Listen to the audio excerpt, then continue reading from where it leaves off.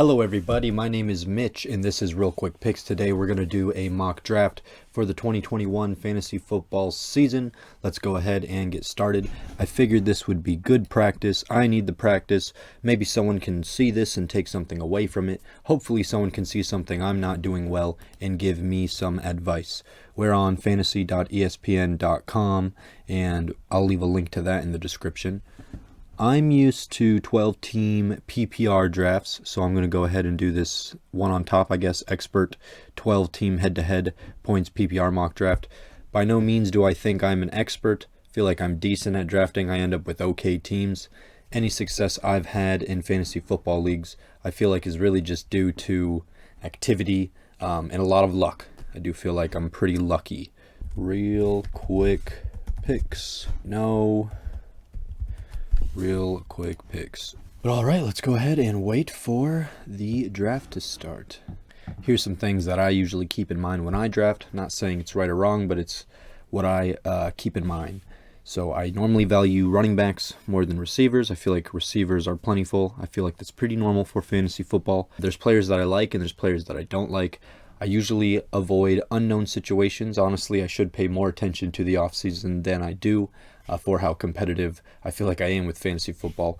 But honestly, I don't keep up with offseason that much, so I do avoid unknown players that pop up. I normally avoid early quarterbacks or tight ends. For me, that means like top 5, top 7, 8 prospects. I feel okay going week to week if I have to, worst case scenario with those positions, but really I feel like there are sleeper picks that you can get and do well in fantasy football seasons. Last but not least, kickers and defenses come last. If you have a hunch on a defense, by all means, or a kicker, go ahead and do what you have to do, but really I would not do it personally. I'm going to pick those two positions last. We have 1 minute and 5 seconds left. We got pick number 8.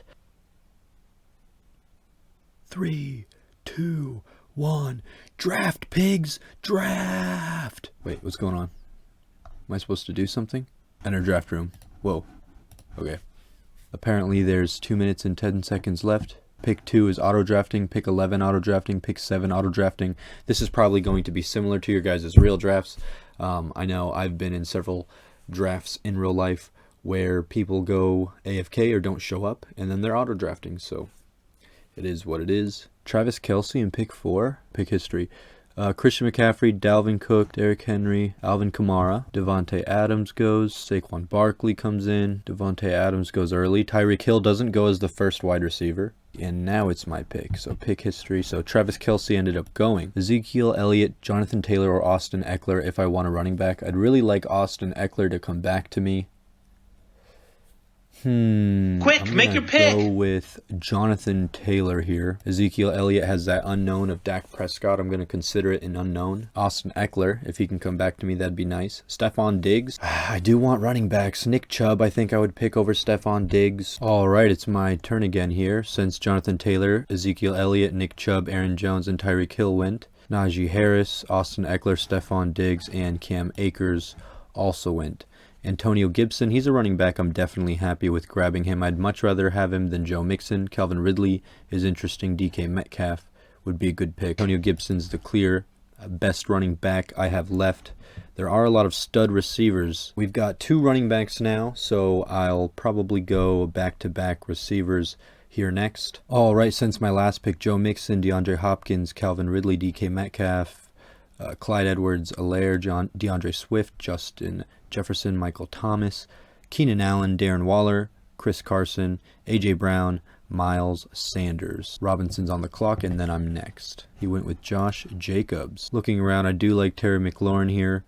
We have a tight end option of George Kittle if we want it. Robert Woods is another receiver I like. Mike Evans on the Bucks, sharing with Chris Godwin and Robert Gronkowski, all of that attention, but also a lot of touchdowns. Stacking the Redskins week 9, I'd have to worry. I'm going to go for it just because Terry McLaurin is a player for the last 2 years I've really regretted not being a part of in any of my fantasy football league. If this were my real draft, I would be a Washington football team fan for the year. J.K. Dobbins, Robert Woods, Allen Robinson, Myles Gaskin, Travis Etienne Jr., Amari Cooper, George Kittle, Mike Evans. I get another wide receiver pick. David Montgomery I kind of like in the running back slot, however, for a flex perhaps. CeeDee Lamb, Adam Thielen I like. Deontay Johnson I also like. For me, it's between Adam Thielen and Deontay Johnson here if I want a receiver. Deontay Johnson, he got way too many targets last year. Man, I did not expect to have 2 players from the Washington football team. I think I may take Kareem Hunt here.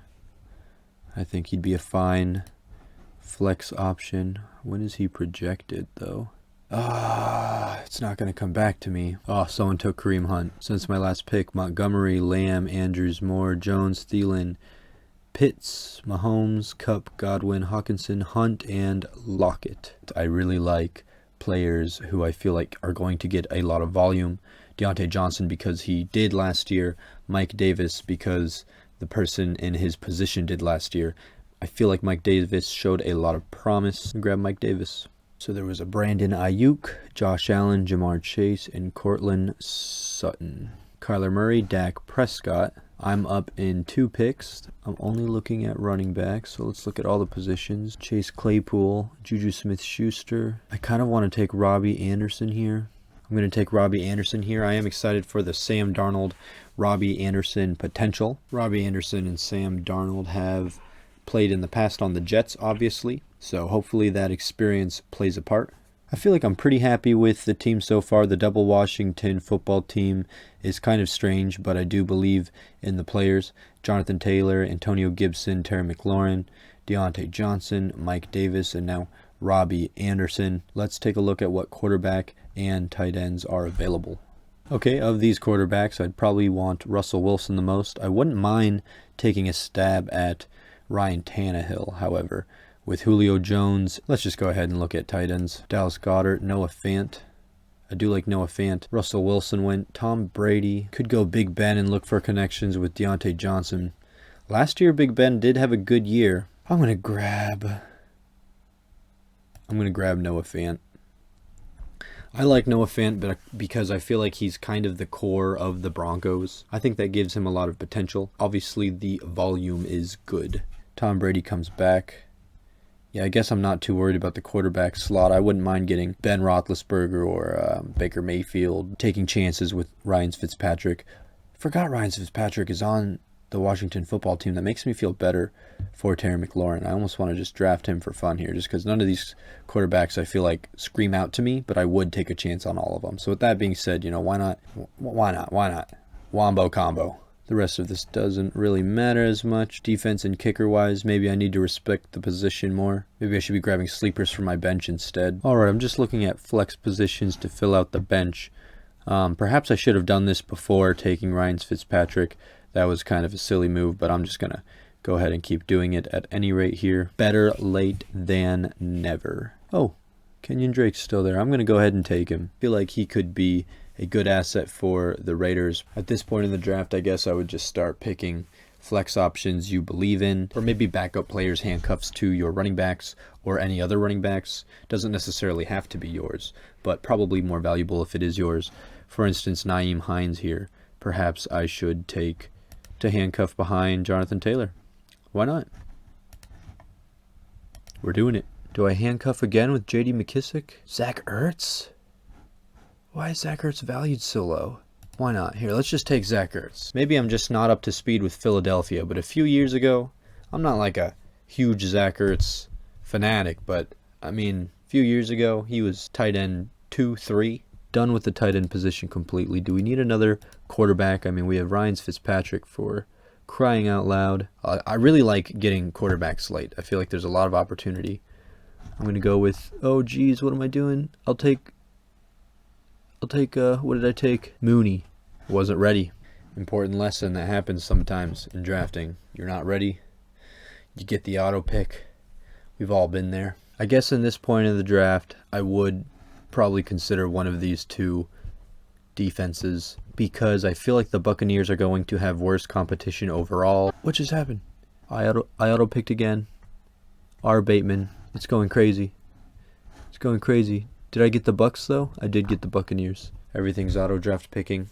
we'll go ahead and just finish it up at this point and look at the team. All right, the draft is complete. Jonathan Taylor, Antonio Gibson, Terry McLaurin, Deontay Johnson, Ryan Fitzpatrick. We are the Washington football team's biggest fan this year. Noah Fant, Mike Davis. I think Bateman and Evans were auto-drafted. Overall, I am happy with our starting lineup. We have Jonathan Taylor finishes the year very strong, and hopefully that carries over into this year. Antonio Gibson, a red zone target, crazy volume within the red zone area. Terry McLaurin, just outside the top 10 in receptions per game, yards per game, yards overall, targets per game. Deontay Johnson averaged 10 targets a game last year. Mike Davis is now leading the Falcons. Last year, Todd Gurley was, I think, top 15 in touches, so hopefully Mike Davis can be more efficient than Todd Gurley was. Robbie Anderson is on the bench. Let's see, we have Noah Fant. Again, I feel like he's kind of the core of the Denver Broncos, one of the more trusted receivers over there. Ryan Fitzpatrick, this was kind of a funny pick. I do feel like, in hindsight, if I went to quarterback a little sooner, maybe I could have gotten Ryan Tannehill or Russell Wilson, but who knows.